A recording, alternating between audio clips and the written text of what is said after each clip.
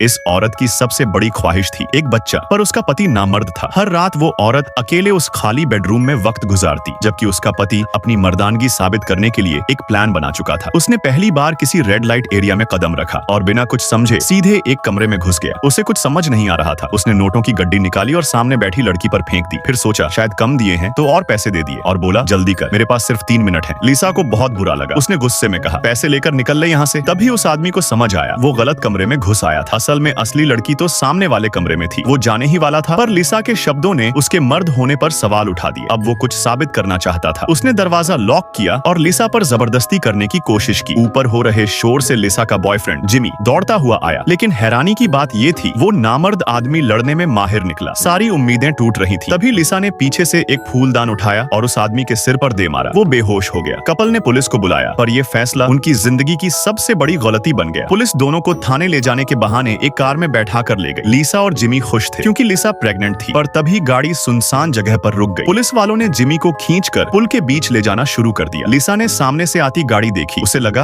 अब मदद मिलेगी, लेकिन जैसे ही दरवाजा खुला वो वही आदमी बाहर निकला। लिसा कांप उठी। असल में वो आदमी भी एक पुलिस अफसर था और इन सब भ्रष्ट पुलिस वालों का बॉस। अपनी नामर्दी की सच्चाई छुपाने के लिए उसने कपल को हमेशा के लिए खामोश करने का प्लान बना लिया। उसने उन्हें जबरदस्ती एक खतरनाक ड्रग्स का ओवरडोज दे दिया। लिसा की वही मौत हो गई और जिमी उसे झूठे केस में फंसाकर जेल भेज दिया गया। पर जिमी टूटा नहीं। हर दिन जेल में वो खुद को मजबूत बनाता गया, हर बड़े फाइटर को हराया, और जब 10 साल बाद वो जेल से बाहर आया तो उसका इंतकाम शुरू हो चुका था।